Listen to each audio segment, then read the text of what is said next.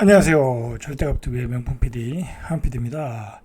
최근의 폭등을 지켜보면서 문재인 정부 때 시즌 1이었다면 지금은 시즌 2가 되고 있구나, 그대로 이어져 가는구나 라는 확고한 생각이 들었어요. 왜 그러냐면 문재인 정부 때 가지고 있던 정책에 변화가 없어요. 그죠? 변화가 없어요. 똑같아요. 뭐랄까요? 다주택자 규제, 중과세, 뭐 다주택자 규제는 오히려 문재인 정부 후반에 시작했잖아요. 전반에는 막 이제 그때는 집값이 서서히 오를 때니까 다주택에 대한 어떤 규제가 이제 문재인 정부 한 중반부터 들어왔잖아요.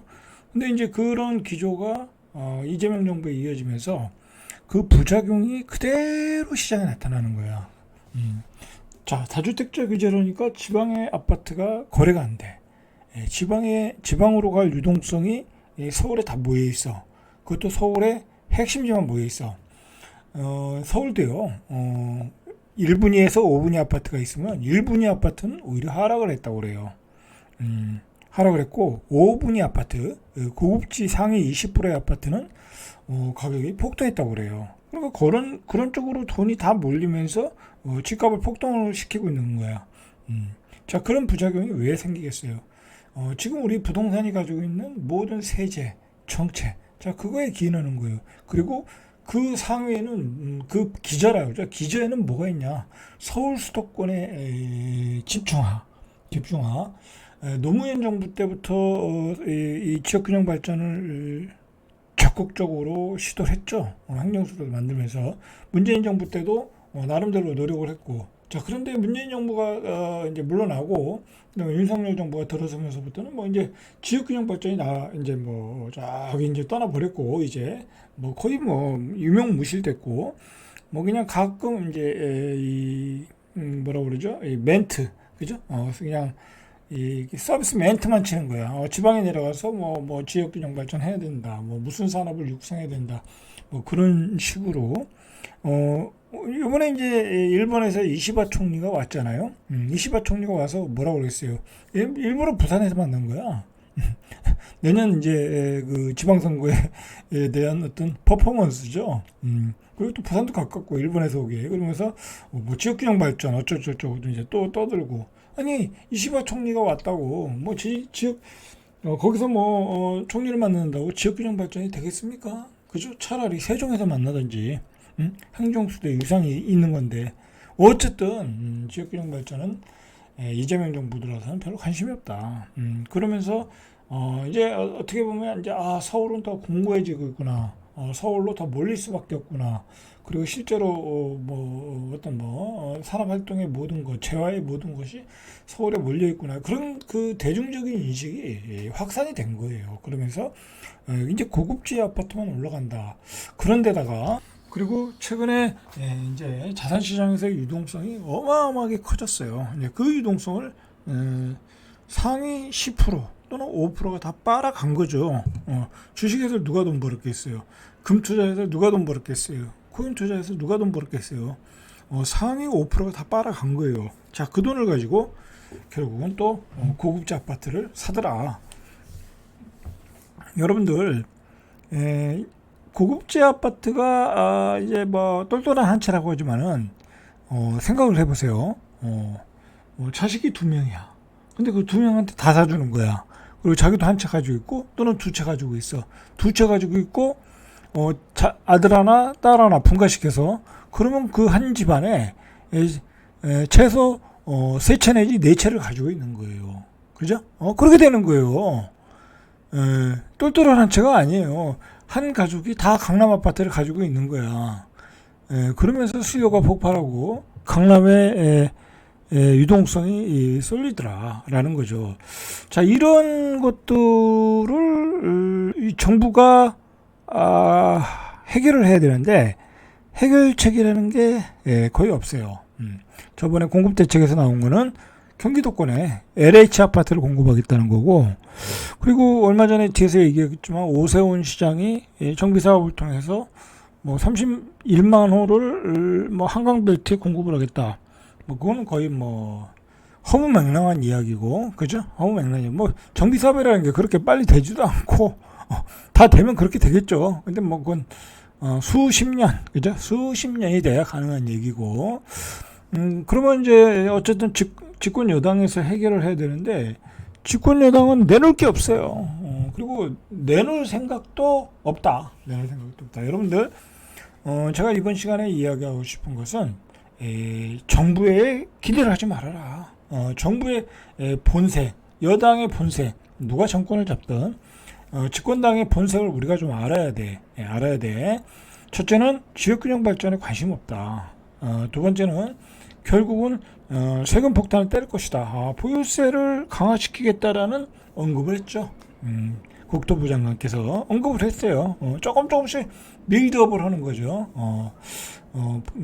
세금을 때리겠다. 언급을 했어요. 자, 그게 왜 그런지는 뒤에서 설명해 드릴게요. 그리고 결국은 여러분들이 착각을 하고 있는 게 있어. 물론 이제 우리나라의 고가 주택이 미국의 고가 주택에 비해서 같은 이제 금액을 놓고 본다고 하면 뭐 한 30억이면 우리나라가 한 900만 원 정도 보유세를 때린다고 하더라고요. 그런데 뭐 외국은 뭐 그거에 뭐 3배, 4배, 한 3,500 정도 때린다고 그래요. 세금을 때린다고 그래요. 뭐 근데 그 나라는 이제 우리하고의 현금의 가치가 틀리니까, 그죠? 어쨌든 우리보다 한 2배 이상은 더 때린다고 봐야 되는 거죠. 우리나라가 보유세가 많지는 않다라는 거죠. 몇 억씩 오르는데 1년에 뭐 5, 6억씩 오르는데 뭐 900만 원 뭐 때리는 거에 뭐 부담이 안 되겠죠. 뭐 그 보유세 때리는 거에 대해서 여러 가지로 뭐 이제 찬성하시는 분들이 많은데, 뭐 저는 저도 보유세는 어느 정도 올려야 된다고 생각을 하는데, 근데 문제는 부작용이 있다라는 거죠. 만약에 보유세를 올리면은요, 강남에 그 임대를 준 주택들이 결국은 월세나 전세를 올리겠죠. 임차인한테 전가가 된다라는 거는 아주 명확한 사실이죠. 명확한 사실이다. 우리가 좀 알 필요는 있어요. 자, 지금 이제 여당이 지금 더불어민주당이 참 부담스럽죠. 왜 그러냐면 이 상태로 집값이 계속 오르다가는 또 정권 심판을 받을 수 있잖아. 그 예전에 문재인 정부 때 집값이 너무 오르니까 그냥 문재인 정부가 미운 거야. 그죠? 그래서 그 대항마로 그냥 사람 하나 키워준 거잖아요. 그 대통령감도 아닌 사람을 대통령으로 키워준 거 아니야. 그죠? 뭐 이렇게 뭐 부정한 방법으로도 하고 그랬잖아요. 그 명태균이 선거 여론조사 뭐 올리고 뭐 어쩌고 저쩌고 또 뭐 통일고 해가지고 해서 윤석열 대통령이 된 거잖아요. 대통령감이 아니죠. 그 사람은 대통령감이 아닌데, 문제는 그 배경이 뭐냐? 문재인 정부가 싫어서 그런 거예요. 문재인 정부는 왜 싫었냐? 집값을 올려서, 그죠? 집값을 올려서. 그러니까 더불어민주당도 지금 현재 이 상태로 집값이 올라간다는 것은 굉장히 부담스러울 수밖에 없어요. 부담스러울 수밖에 없어. 자, 그리고 문제는 뭐냐면요. 예를 들어 더불어민주당이 최고로 원하는 시나리오는 뭐냐면, 강남의 고가주택, 소위 1분위 아파트만 가격만 오르면 돼. 그죠? 이 문재인 정부와 이재명 정부 때는 차이가 있어요. 문재인 정부 때는 완벽한 저금리였기 때문에 전국에 있는 아파트들이 다 올랐어. 몇 단위 있는 아파트까지 다 올랐어. 그러나 지금은 지방은 다 전멸이죠. 전멸이고 지금 서울도 5분위 아파트만 올라가는 거잖아요. 1분위 아파트는 오히려 떨어졌다고 그러잖아요. 그러니까 경기도도 지금 하락 중이고, 그렇기 때문에 분명히 차이가 있어. 그러면 민주당 정부는 급할 게 없어. 고가 아파트만 오르면, 자, 고가 아파트의 기준은요, 뒤에서 얘기했지만, 금액으로 보면은, 한 25억, 그 정도, 20억에서 25억 이상, 그 정도고, 20억에서 25억 정도 살려면, 대한민국에, 넓게 보면 5%, 조금 저스트하게 보면 3%예요. 그죠? 3%. 그러면 한강벨트에 사는 사람은 서울의 5% 정도, 또는 3% 정도란 말이야. 그러면 그 사람들한테 과도한 세금을 때린다고 하는 것은 그거 싫어할 국민은 없단 말이야. 그죠? 그러니까 이제 집값이 오르니까 세금을 때리겠다고 나오는 거예요. 그리고 그 집값만 오르면 민주당 입장에서는 상관없어. 왜냐면 세금만 때리면 되니까 거기다가. 그런데 문제는 어제도 여기 며칠 전에도 얘기했지만 그것 때문에 옆에 있는 집값이 계속 오른다는 거야. 압구정동이 오르니까 옥수동이 오르고, 옥수동이 오르니까 성동구가 다 오르고, 그죠? 성동구가 오르고, 성수동, 성동구. 그 다음에 성수동이 오르니까 동대문구가 오르고, 청량리도 오르고, 이문동도 오르고, 이렇게 됐다는 거야. 거기다 광명시까지 오르고, 그러면서 광명시의 분양가를 15억으로 폭등시키고, 이런 부작용이 나면, 민주당으로서도 부담스럽죠. 그죠? 부담스러운 거예요. 부담스러운 거야. 자, 민주당이 원하는 건 뭐겠어요? 이거 정책이 아니에요. 정책이 아니야. 고급지 아파트 가격이 올라. 3%, 5%가 사는, 한강벨트가 올라. 그리고 나머지 아파트는 그대로 있어. 그럼 양극화가 일어나잖아요. 그러면, 97대 3이 되는 거잖아요. 그럼 3%에 대해서 막 세금을 때리는 거야. 그러면 97%는 좋아하겠죠. 세금을 때리니까. 그러면 지지를 하겠죠.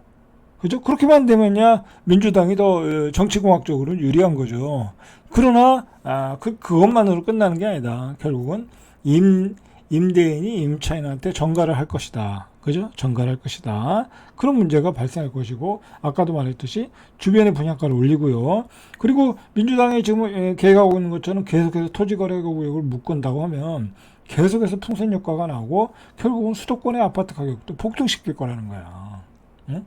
아니, 계속해서 이게 번지는 거예요. 지금 사실은 이미 수도권의 아파트가 움직여야 되는데 못 움직이는 게 이유가 있어요. 이유가 뭐겠어요? 두 가지죠. 일단 가수요가 움직이질 않아. 가수요가. 왜? 취득세 중과세 때문에. 그죠? 그나마 그 장치가 있어서 안 움직이는 거예요. 두 번째로는 실수요가 안 움직이는 거야. 아직은 뭐 좀 움직이기가 뜨겁지가 않은 거야. 그러나 계속해서 이 번진다고 하면 어떤 이 외곽으로 이 가격이 상승세가 확산된다고 하면 수도권까지 가는 데는 그리 멀지 않았다. 아무리 늦어도 내년 봄, 그죠? 아무리 늦어도 내년 봄에는 지금보다 가격이 더 올 것이다. 이 결국은요, 여러분들 이 기폭제가 뭐냐면요, 기폭제가 분양가예요. 여러분들 분양가 잘 봐야 돼. 지금 이제 예를 들어 이제 다음 주인가요? 요번 주겠네, 그죠? 광명시에서 15억에 분양을 했는데 완판이 됐다. 그리고 예를 들어 상봉동 뭐에서 분양하는 것도 있죠. 그죠? 거기서 분양하는 게 분양가가 센데 완판이 됐다. 그거보다 입지가 떨어지는 데서 가격이 뭐 비싸게 나왔는데도 완판이 됐다. 그러면 그게 자꾸 수도권으로 확산돼요. 분양가가 올라가면서 아유, 준신축이라도 빨리 사야 되겠네. 그렇게 되는 거예요. 자, 정부는 지금 굉장히 부담스러워요. 지금 더불어민주당은. 자, 부담스러우니까 오직하면 이런 얘기까지 나와요. 부동산은 주간 주택가격 통계를 폐지해야 된다. 이제 그 학자들이 이제 민주당 계열의 이제 친민주당 계열의 학자들이 이런 카드를 꺼냈어요.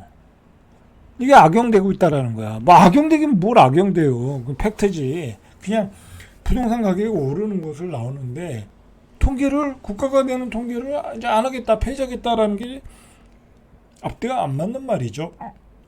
국가가 해야 될 일을 안 하겠다라는 거잖아요. 근데 이게 악용되긴 뭘 악용돼요. 그렇다고 국가가 안 하면 뭐 다른 데서 안 하겠습니까? 다른 데서 하는데, 그죠?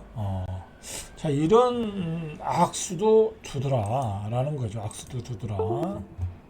자, 어쨌든 지금 정부가 내놓을 대책은 두 가지. 토지거래 가지역 확대. 그런데 오세훈 시장은 제정 안 하겠다고 했죠. 그러나 이미 법안을 발의하고 통과가 된 걸로 알고 있어요. 이제 국토부 장관이 지정을 하겠죠. 지정하고 그 다음에 이제 보유세를 때리겠다. 결국은 세금을 때린다. 문재인 정부 때하고 똑같은 거예요. 뭐 더 이상 민주당 정부에서 나올 대책이 없어. 뭐 서울의 정비 사업을 촉진시키기 위해서 용적률을 뭐 확대하고 초과이익 환수세를 폐지하겠어요. 뭐 그런 조치는 안 나올 거고, 예, 뭐 고작해야 경기도에 아파트 더 짓는다는 건데 뭐 그거는 맨날 나오는 어떤 꼴뚜기 같은 메뉴고 그건 뭐 의미가 없는 이야기고 결국 세금을 때려가지고 집 사는 거에 대한 부담을 줄이겠다. 그러나 지금 뭐 집을 사는 사람들이 뭐 다주택자도 아니고 똘똘한 한 채로 가는데 뭐 안 사겠습니까? 뭐 별 의미도 없겠죠. 어지간히 세금을 때리지 않으나. 근데 뭐 세금을 때린다는 거는 또 그만큼 부작용이 있는 거니까. 그죠? 자, 여러분들 이거 보세요. 아파트 매매 가격 5분위의 비율이 이 평균 매매 가격 5분위 가격과 하위 1분위 가격의 평균 가격을 보시면 얼마나 좀 양극화되는 줄 알아요. 자, 상위 20%의 매매 가격이 평균 25억 7,700이고 하위 20%의 매매 가격이 평균 4억 8,873만 원이야. 한 5배 차이가 나는 거죠. 그죠? 5배 차이. 이게 계속 양극화가 되고 있는 거예요, 이제. 더 양극화가 되겠죠. 1년 전에 가격 상승률을 비교해 보니까 상위 20%의 아파트는 1년 전보다 6.7% 올랐다는 거야. 1억 191만 원 올랐다는 거고 하위 20%는 평균 가격이니까 이제 요즘에 오른 거고 오히려 하락했다. 1630만 원. 자, 그러니까 사람들이 똘똘한 한 채로 가고 있는 거죠. 자, 이 양극화를 전국 단위로 이렇게 보시면은 수도권 상위 20%의 아파트와 하위 20% 아파트의 평균 매매 가격을 보면은 일단 각각 수도권은 한 16억 6,546만 원, 그리고 수도권의 하위 20%는 2억 3,274만 원. 수도권은 더 벌어지네요, 그죠? 뭐 수도권에 자 구석진 데는 뭐 싸니까 한 7.15배. 전국 기준으로 보니까 상위 20%의 아파트는 12억 4,738만 원. 하위 20%는 1억 1,692만 원. 뭐 지방으로 가니까 더 벌어지네요. 뭐 그럴 수밖에 없는 거죠. 지방은 뭐 수요가 없으니까 낙후된 지역에서는. 자, 서울 아파트의 전체 시총이 1,689조 4,981억 원인데 강남 아파트의 시가총액도 한 300조 원을 넘었다. 어마어마한 거예요. 지금 강남구죠. 강남구만 300조가 넘는다라는 거예요. 전체가 1689조인데 지난해 12월과 비교하니까 4.94% 올랐다. 자, 이렇게 강남의 시가총액이 올라가고 있다는 걸 보여주는 거죠. 자, 어쨌든 오세훈 시장은 19만 8천호 강남 3구에 한강 이남 지역에는 16만 8천호 뭐 이렇게 공급을 하겠다고 내놨고 그러니까 이제 민간 위주로 하겠다는 거고 정부는 공공 위주로 하겠다고 그러고 두 이제 앞뒤가 안 맞는 정책들을 내놓은 거죠. 뭐 어쨌든 실현 가능성이 있냐 이거죠. 실현 가능성이 없다. 이게 2031년까지 이걸 공급하겠다라는 거 실현 가능성이 없는 얘기죠. 그죠? 명절 전에는 안 나온다고 그래요. 단발성 정책은 안 내놓고 명절 후에 종합대책을 내놓는다고 그래요. 종합대책을 내놓는다. 그러나 지금 이제 명절 때 가족들이 모여서 이제 회의를 했겠죠. 집을 살지 말아야 될지. 근데 명절이 끝나면 또 불같이 집을 사러 가겠죠. 이제 다 이제 고향에 가서 부모님하고 상의를 해서 이제 돈을 또 받아내서 서울에 와서 또 집을 사겠죠. 이제 그러면서 이제 정책이 나오는데 대책이 나오는데 뭐 나올 게 없어요. 보유세 강화, 규제 지역 추가 확대, 뭐 그밖에 더 있겠어요. 뭐 그다음에 뭐 공급 계획을 더 촉진하겠다. 뭐 그런 거밖에 더 있겠어요. 그동안 나왔던 거 리바이벌 하는 거밖에 없고 세금 규제 뭐 그 정도밖에 없어요. 집값을 막을 수 있을까 모르겠네요. 그죠? 막기 어렵겠죠. 그죠? 분물이 터졌어요. 분물이 터졌다. 그리고 과거보다 문재인 정부 때보다 유동성이 너무 많아요. 그리고 지방의 유동성이 서울로 올라오고 그 다음에 다른 자산시장에서 이 수익이 난 삼성전자 판돈, 금 판돈, 코인 판돈, 미국 주식 판돈들이 계속해서 부동산 시장으로 들어올 가능성이 높다 라고 보시면 되겠죠. 자, 잘들어갑TV의 명품 PD 한 PD였습니다. 세상 만들어가요 한 PD와 함께 100원이 100억 되는 시크릿 방송.